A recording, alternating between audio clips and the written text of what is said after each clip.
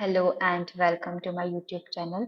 आज के सेशन में हम लोग चैप्टर 3 जो हम पढ़ रहे हैं एनसीईआरटी का, वही क्लास 11 पॉलिटी का, उसी को आगे कंटिन्यू करते हुए इंडिपेंडेंट इलेक्शन कमीशन, ये जो हमारा न्यू टॉपिक है वो पढ़ने वाले हैं। लास्ट टाइम पे हमने universal adult franchise and the right to contest elections जो है वो टॉपिक पढ़ा था। आज हम इंडिपेंडेंट इलेक्शन कमीशन जो है वो पढ़ने वाले हैं। तो चलिए शुरुआत करते हैं। कई सारे एफर्ट्स जो है वो बनाए गए इंडिया में कि इंश्योर किया जाए कि जो इलेक्शंस है वो फ्री और फेयर रहे, जो इलेक्शन सिस्टम और जो प्रोसेस है वो फ्री रहे, वो इम्पार्शियल रहे, वो फेयर रहे। तो जो एक बहुत ही ज़्यादा important among the most important among these is the creation of an independent election commission. एक इंडिपेंडेंट इलेक्शन कमीशन का जो क्रिएशन है वो एक बहुत ही ज़्यादा इम्पॉर्टेंट स्टेप रही इलेक्शंस को, जो इलेक्शन सिस्टम है उसको इम्पार्शियल, फेयर और जस्ट बनाने के पीछे। टू इलेक्शन कमीशन का जो क्रिएशन किया गया to supervise and conduct elections, के इलेक्शंस को वो सुपरवाइज कर सके और उन्हें कंडक्ट कर सके। आगे आप जानते हैं कि कई सारी जो कंट्रीज हैं उसमें एक एब्सेंस है, एक independent mechanism for conducting elections, पर हमारे इंडिया में भी नहीं है, ऐसा केस नहीं है। हमारे इंडिया में एक इंडिपेंडेंट कमीशन का हमने फॉर्मे को क्रिएट किया ताकि जो इलेक्शंस हैं वो इम्पार्शियल तरीके से, जस्ट और फेयर तरीके से जो है वो पूरा इलेक्शन प्रोसेस जो है उसे वो हम कंडक्ट करा सके। जो article 324 of the Indian constitution वो प्रोवाइड करता है for an independent election commission for the superintendence direction and control of the electoral roll and the conduction of election and the conduct of elections in India. कि जो एक election commission जो है वो Indian constitution एक provide करता है कि एक ऐसा हम इलेक्शन कमीशन, जो इंडिपेंडेंट इलेक्शन कमीशन है, उसको क्रिएट करें ताकि एक for the superintendence direction and control of the electoral rule and the conduct of elections in India, कि एक फेयर तरीके से जो इलेक्शंस है उनको डायरेक्ट करने के लिए, कंट्रोल करने के लिए जो है, उनको देखने के लिए जो है एक इंडिपेंडेंट जो बॉडी है उसका क्रिएशन किया जाए।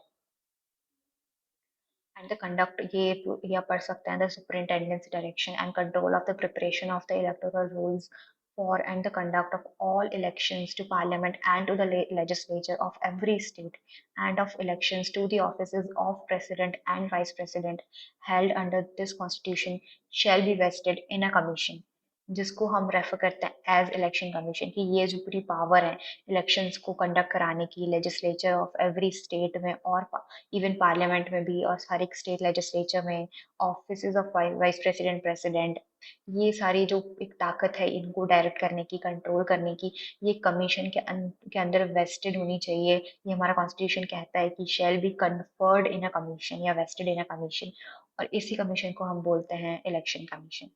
ये जो वर्ड्स है इन द कॉन्स्टिट्यूशन ये बहुत ही ज्यादा इंपॉर्टेंट है। इस आर्टिकल को आपको ध्यान में रखना है, आर्टिकल 324। ये जो वर्ड्स है इन द कॉन्स्टिट्यूशन ये बहुत ही ज्यादा इंपॉर्टेंट है, क्योंकि ये जो है ये इलेक्शन कमीशन को एक डिसिसिव रोल देता है in virtually everything to do with the elections, कि वो कुछ भी करना चाहे इलेक्शंस के साथ तो वो कर सकते हैं।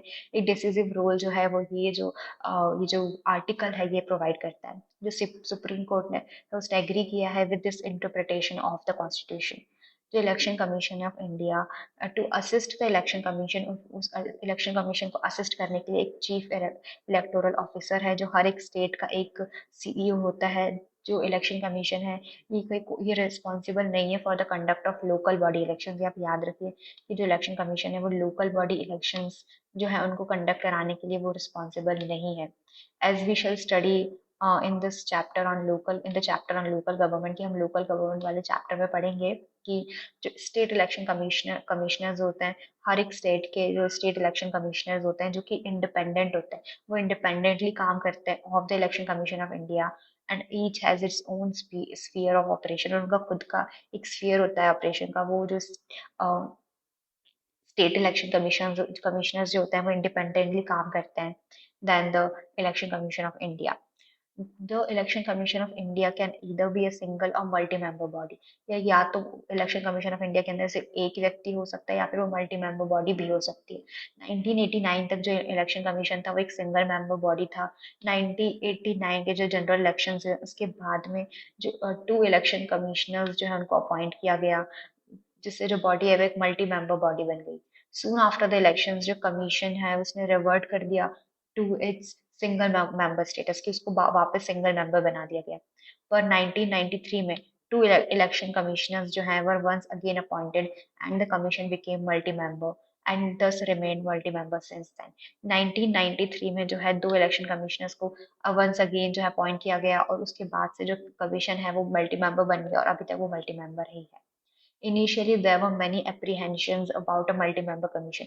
कई सारे फियर था लोगों के कि जो मल्टी मेंबर कमीशन है उससे रिलेटेड, उसको लेकर there was a sharp difference of opinion between the then chief election commissioner and the other commissioners about who had how much power, कि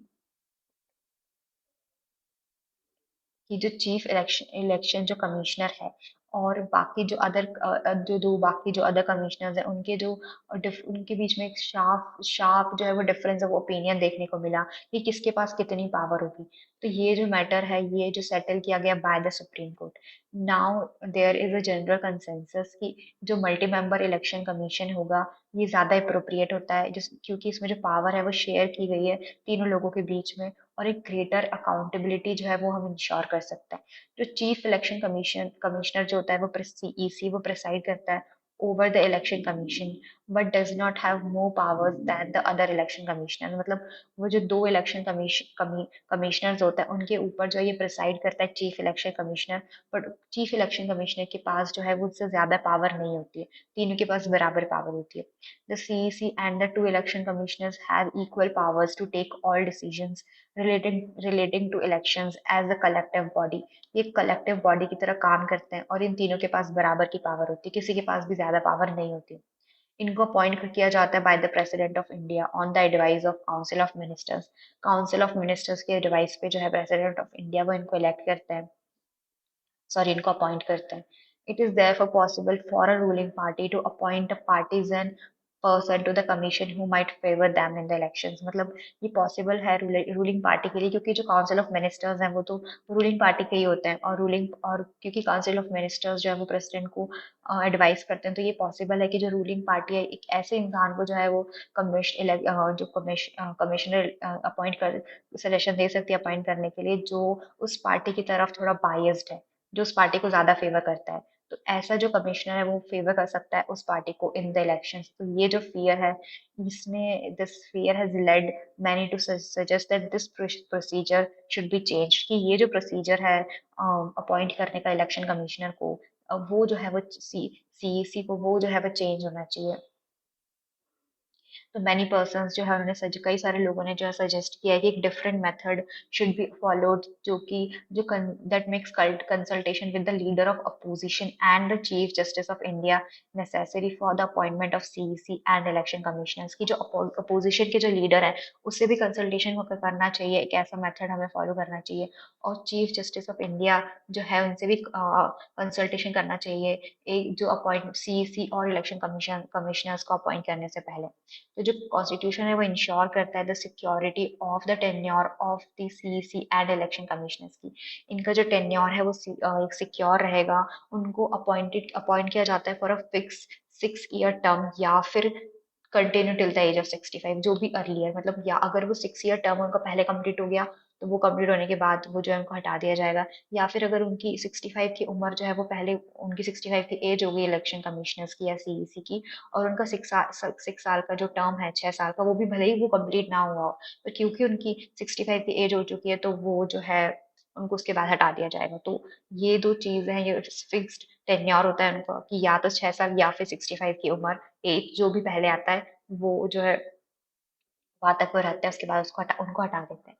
जो सीईसी जो है can be removed before the expiry of the term by the president if both houses of parliament make such a recommendation with a special majority. अगर दोनों जो houses है parliament की अगर वो एक रिकमेंडेशन देती हैं विद स्पेशल मेजोरिटी, तो जो है जो सीसी है उसको रिमूव किया जा सकता है। अब स्पेशल मेजोरिटी क्या होता है? 2/3 मेजोरिटी, ये हम देख लेते हैं यहाँ पे ब्लू बॉक्स में जो दे रखा है। 2/3 majority of those present and voted, यानी कि जो लोग प्रेजेंट हैं उस टाइम पे उनकी 2/3 मेजोरिटी, और उसके साथ साथ simple majority of the total membership of the house. यानी कि सिंपल मेजोरिटी यानी कि अगर 500 लोग हैं तो 251 जो लोग हैं, अगर 500 मेंबर्स हैं, अगर हम मान सकते हैं, अगर हम एक एग्जांपल लें कि 500 मेंबर्स प्रेजेंट, 500 जो मेंबर्स है वो टोटल मेंबरशिप है हाउस की, कि टोटल जो है उस हाउस में 500 लोग होते हैं, तो उनमें से 250 जो लोग, 250 प्लस यानी कि 251 जो लोग हैं, उन वो जो है वो वोट करना चाहिए इन द फेवर ऑफ कि हाँ भाई इनकी सीईसी को रिमूव करना चाहिए, या फिर इलेक्शन कमिश्नर को रिमूव करना है कि नहीं, उसके फेवर में अगर वो वोट करें। और 2/3 majority of the those present voting, यानी कि अगर 300 लोग प्रेजेंट है, तो 300 की जो 2/3 होगी, उतने जो लोग हैं, जो 300 लोग करेंटली जो है वो हाउस में प्रेजेंट है। भले ही हाउस की जो मेंबरशिप है वो 500 है, पर 300 लोग क्योंकि करेंटली प्रेजेंट है हाउस में, तो उन उन 300 में से उनकी जो 2/3 जो मेजोरिटी होगी, उतने जो लोग हैं जो प्रेजेंट हैं और जो वोट कर रहे हैं, तो 2/3 मेंबर्स जो हैं वो इस सपोर्ट में वोट करना चाहिए उनको कि हाँ भाई सीईसी को रिमूव कर दो, या फिर इलेक्शन कमिश्नर्स को रिमूव कर दो। तो जो भी रेजोल्यूशन जो हमारे पार्लियामेंट में, जो हाउस में पास किया जा रहा है, उसके फेवर में अगर वो सपोर्ट करेंगे, तभी वो पास होगा। तो इसका मतलब स्पेशल मेजोरिटी के अंदर ये दो कंडीशंस जो है वो फुलफिल होनी चाहिए। इसमें एग्जाम्पल देख लेते हैं। Let us say that you have to pass a resolution in your class with a special majority. Imagine further that your class has a total student strength of 57, but on the day of voting only 51 students are present and 50 students participated in the voting. कि 57 लोग हैं आपकी class में, उसमें से 51 students present है, और वो उस जिस दिन ये वोटिंग होने वाली है उस दिन सिर्फ 51 लोग प्रेजेंट है, और उनमें से सिर्फ 50 स्टूडेंट्स ऐसे हैं जो पार्टिसिपेट करना चाह रहे हैं इन वोटिंग। तो when would you say that the resolution has been passed with special majority in this situation? तो आप कब कहेंगे कि जो रेजोल्यूशन है वो पास हो गया है इस कंडीशन में, इस सिचुएशन में, विद स्पेशल मेजोरिटी? तो ये तो यहाँ पे नहीं दे रखा है, बट ये हम तब कहेंगे कि जो 57 का जो हाफ है, अम, वो the simple majority of the total membership of the house, यानी कि 57 की जो सिंपल मेजोरिटी होगी वो, यानी कि 57 की जो सिंपल मेजॉरिटी है, जो टोटल मेंबर्स हैं वो है 57, और उनकी अगर हम सिंपल मेजॉरिटी की बात करें तो वो होगी 29, यानी कि टोटल जो मेंबरशिप है ऑफ द हाउस, यानी कि टोटल जो स्ट्रेंथ है क्लास की 57, उसमें से 20 एटलीस्ट मिनिमम 29 जो स्टूडेंट्स हैं उसको तो उस रेजोल्यूशन के फेवर में जो है, सपोर्ट में जो है वोट करना पड़ेगा मिनिमम। और वहीं पर जो उस दिन जितने प्रेजेंट है और जो वोट कर रहे हैं, यानी कि 50 स्टूडेंट्स जो हैं वो पार्टिसिपेट कर रहे हैं वोटिंग में, तो उनकी जो है वो स्पेशल मेजॉरिटी, यानी कि 2/3 majority of those present and voting. तो 50 स्टूडेंट्स की जो 2/3 मेजॉरिटी जो है वो होगी 34, यानी कि 34 मेंबर्स को जो उस दिन प्रेजेंट है, उनको जो है उस रेजोल्यूशन के सपोर्ट में जो है वो वोट करना पड़ेगा। तो ये है स्पेशल मेजॉरिटी का सिस्टम। और इसी को, जो स्पेशल मेजॉरिटी है, इसी को यूज करता है ताकि सीईसी और इलेक्शन कमिश्नर को रिमूव करने के लिए स्पेशल मेजॉरिटी को हम यूज करते हैं। और दोनों हाउसेज ऑफ पार्लियामेंट से जो है ये पास होना चाहिए, ये रेजोल्यूशन। ये इसलिए किया जाता है ताकि कोई भी रूलिंग पार्टी जो सेटिस्फाइड नहीं है सीईसी से, और जो सीईसी अगर मना कर दे उस रूलिंग पार्टी के फेवर में काम करने के लिए, और रूलिंग पार्टी अगर ऐसे सीईसी को हटाना चाहे, तो वो इस अटेम्प्ट में अनसक्सेसफुल हो जाए, क्योंकि जो स्पेशल मेजोरिटी वाला सिस्टम जो है ये बहुत ही ज्यादा डिफिकल्ट है ये पास होना दोनों हाउसेस से। तो इसीलिए जो सीईसी है उसको प्रोटेक्ट करने के लिए जो है ये सिस्टम लाया गया है। जो इलेक्शन कमिश्नर्स हैं उनको प्रेसिडेंट ऑफ इंडिया जो है वो रिमूव कर सकता है। अब जो इलेक्शन कमीशन ऑफ इंडिया जो है उसके कई सारे वाइड रेंज ऑफ फंक्शनैलिटीज हैं, तो उनके बारे में भी जरा देख लेते हैं।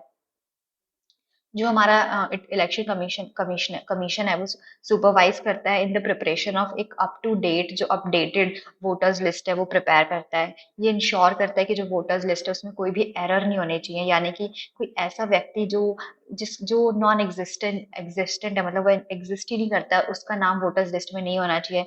या फिर कोई एलिजिबल जो वोटर्स होते हैं उनके नाम अगर वोटर्स लिस्ट में ना हो तो ऐसे एरर्स नहीं होने चाहिए। या अगर कोई नॉन एलिजिबल जो वोटर्स हैं उनके नाम अगर वोटर्स लिस्ट में है, तो जो है ये जो एरर्स है इनको वो रिमूव करने के लिए, और एक अप टू डेट, एक अपडेटेड जो वोटर्स लिस्ट जो फ्री ऑफ एरर्स हो उसको बनाने, वो प्रिपेयर करता है इलेक्शन कमीशन। ये डिटरमाइन करता है कि जो इलेक्शन है उनकी क्या टाइमिंग होगी, और पूरा इलेक्शन शेड्यूल जो है वो बनाता है। जो इलेक्शन शेड्यूल है वो इंक्लूड करता है notification of elections, date from which nominations can be filed, जो लास्ट डेट है वो filing nominations, last date of scrutiny, last date of withdrawal, date of polling, date of counting and declaration of results. तो पूरी जो election जो method होती है उसमें जो जो चीजें फॉलो की जाती है उन सबका शेड्यूल जो है वो इलेक्शन कमीशन तैयार करता है, पूरा डेट टाइमिंग कि जी नोटिफिकेशन, इलेक्शन का नोटिफिकेशन किस दिन पे आएगा, कब जो जिनको इलेक्शन में पार्टिसिपेट करना है, जिन्हें कंटेस्ट करना है, तो वो अपने नॉमिनेशन जो है फाइल कर सकते हैं। लास्ट डेट क्या है फाइल करने की, स्क्रूटिनी की लास्ट डेट क्या है, अगर आपको पोलिंग से विड्रॉ करना है तो उसकी लास्ट डेट क्या है, last date of counting and declaring of results की ये आखिरी दिन है, यहाँ तक सारे जो वोट्स है वो काउंट हो जाने चाहिए, और ये जो डेट है इस डेट पे, और जो डेट है ऑफ डिक्लेरेशन ऑफ रिजल्ट वो भी वो इलेक्शन कमीशन जो है वो बताता है कि कौन से डेट पे जो है इलेक्शन का जो रिजल्ट है वो डिक्लेयर होगा। तो ये जो पूरी एंटायर प्रोसेस है, जो इलेक्शन कमीशन है उसके पास पावर है कि वो डिसीजंस ले ताकि फ्री एंड फेयर जो है वो पोल हम कंडक्ट करा सके। पोस्टपोन और कैंसिल भी कर सकता है इलेक्शन को इन द इंटायर कंट्री और स्पेसिफिक स्टेट और कॉन्स्टिट्यूएंसी ऑन ग्राउंड्स की जो एटमॉस्फेयर है वो विशिएटेड है, and therefore a free and fair जो इलेक्शन है वो पॉसिबल नहीं होंगे कराना। तो इस ग्राउंड्स पे जो है वो जो हमारा इलेक्शन कमीशन है वो पोस्टपोन कर सकता है या फिर कैंसिल कर सकता है पूरी कंट्री के इलेक्शन, या फिर स्पेसिफिक स्टेट या कॉन्स्टिट्यूएंसी की जो इलेक्शन है उनको रद्द कर सकता है। जो कमीशन है वो इम्प्लीमेंट करता है model code of conduct for parties and candidates की, एक कोड ऑफ कंडक्ट जो है वो बताता है पार्टीज और कैंडिडेट्स के लिए कि इस ये कोड ऑफ कंडक्ट जो है ये आपको फॉलो करना है। It can order a repoll in a specific constituency की ये इस कॉन्स्टिट्यूएंसी में जो इलेक्शंस है जो वो दोबारा किए जाए, तो रीपोल जो है वो भी वो ऑर्डर कर सकता है। It can also order recount of votes की जो वोट्स है उनको दोबारा से काउंट किया जाए, अगर उनको लगे कि जो काउंटिंग प्रोसेस है वो इतनी फेयर और जस्ट जो है फुल्ली फेयर और जस्ट नहीं हुई है, तो वो रिकाउंट ऑफ वोट्स भी कह सकते हैं करने को। जो इलेक्शन कमीशन है accords recognition to political parties and allot symbols to each of them, जो पॉलिटिकल पार्टीज है उनको रिकॉग्निशन जो है वो देते हैं, उनको रिकॉग्नाइज करते हैं और उनको सिंबल भी देते हैं। जो इलेक्शन कमीशन होता है उनके पास खुद का जो है वो बहुत ही ज्यादा लिमिटेड स्टाफ है, वो जो it conducts the elections with the help of administrative machinery. जो एडमिनिस्ट्रेटिव मशीनरी होती है, जो गवर्नमेंट सर्वेंट्स होते हैं, वो बेसिकली उनकी मदद से जो है वो इलेक्शंस कंडक्ट कराते हैं। जब इलेक्शन प्रोसेस जब शुरू हो जाती है तो जो पूरा जो इलेक्शन है उसका उसके पास पूरा कंट्रोल होता है over the administration as far as election related work is concern. तो जो इलेक्शन रिलेटेड वर्क जो होता है उससे रिलेटेड जो है वो इलेक्शन कमीशन का पूरा कंट्रोल होता है over the administration. Election process के दौरान जो एडमिनिस्ट्रेटिव जो ऑफिसर्स है of the state and central governments are assigned election related duty, and in this respect the election commission has full control over them। जो administrative officers होते हैं उनको election related duty जब असाइन की जाती है और इलेक्शन कमीशन जो है उसका उनके ऊपर पूरा कंट्रोल होता है। जो ईसी है वो ट्रांसफर कर सकता है द ऑफिसर्स को और स्टॉप देयर ट्रांसफर्स, मतलब वो या तो ऑफिसर को ट्रांसफर कर सकते हैं या फिर उनके ट्रांसफर रोक सकते हैं। वो एक्शन ले सकते हैं अगेंस्ट देम कि अगर वो एक नॉन पार्टीजन मैनर में यानी कि इम्पार्शियल तरीके से अगर वो काम नहीं करते हैं जो एडमिनिस्ट्रेटिव ऑफिसर्स होते हैं तो उनके खिलाफ भी एक्शन ले सकते हैं। अगर हम देखें कि तो ओवर द ईयर्स जो इलेक्शन कमीशन है वो एक इंडिपेंडेंट अथॉरिटी की तरह इमर्ज होकर सामने आया है, जिसके पास उसकी पावर है कि वो जिसको वो यूज करके जो फेयरनेस है वो इलेक्शन प्रोसेस में इंश्योर कर सके।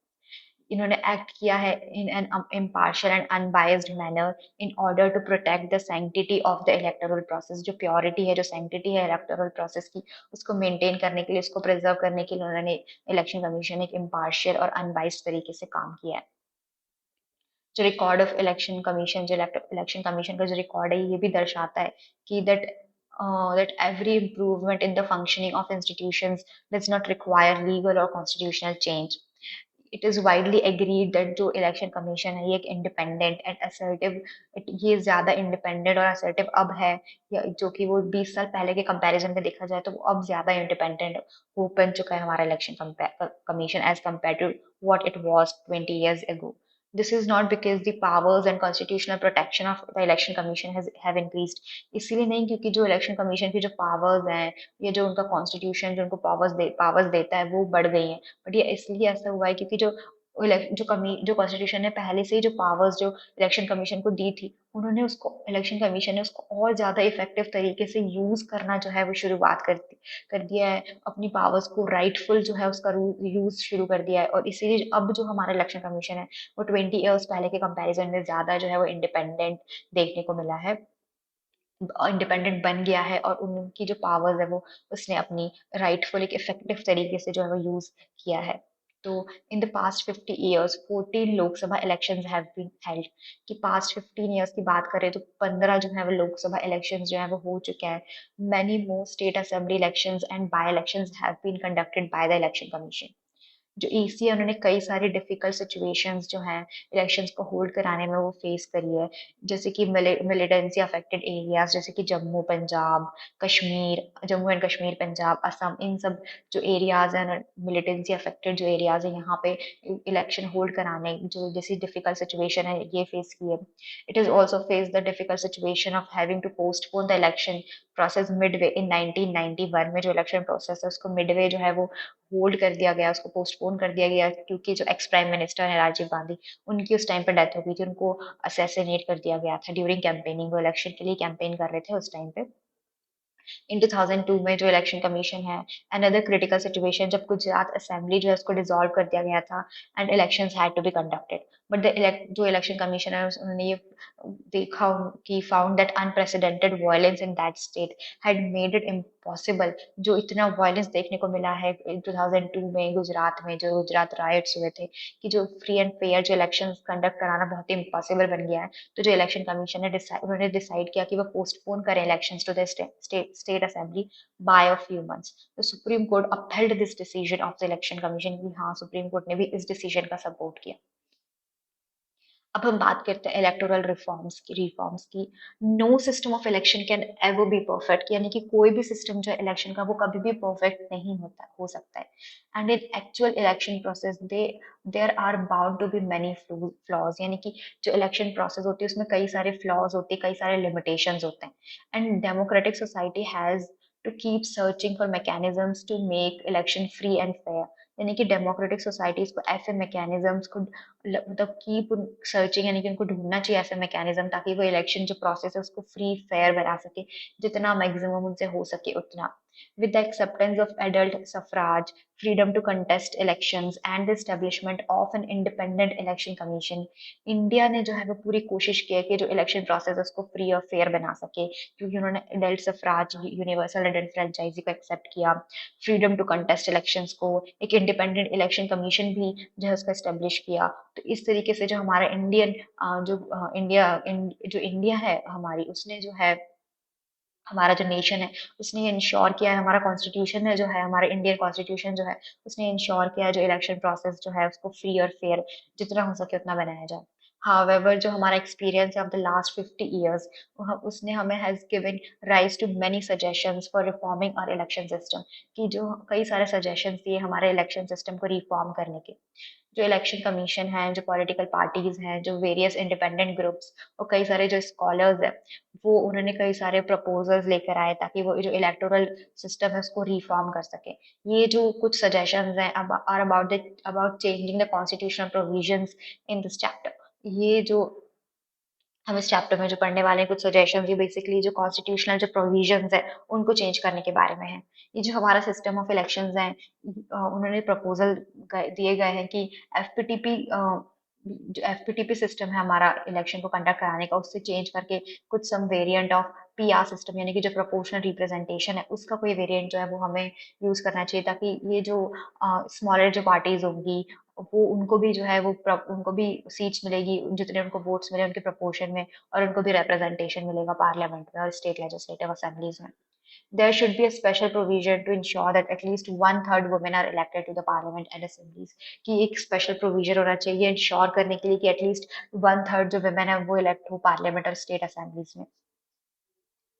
स्ट्रिक्टर प्रोविजंस होने चाहिए to control the role of money in electoral politics. जैसे कि मैंने आपको बताया कि जो पॉलिटिक्स है, इलेक्टोरल पॉलिटिक्स, उस खेल में इलेक्शन के टाइम पे बहुत मनी जो है वो बहुत ज्यादा वेस्ट होती है, बहुत पैसे खर्च होते हैं। तो एक स्ट्रिक्टर प्रोविजन बनाना चाहिए कि जो कंट्रोल जो है, जो मनी का जो फ्लो है उसको कंट्रोल कर सके, जो इलेक्शन एक्सपेंसेस है उनको कहीं ना कहीं कम कर सके, और वो जो गवर्नमेंट है वो उन इलेक्शन एक्सपेंसेस को पे करे, और out of a special fund create किया जाए स्पेसिफिकली फॉर द इलेक्शंस, और गवर्नमेंट जो है वो इलेक्शन जो एक्सपेंसेस है उनका खर्चा जो है वो उठाए।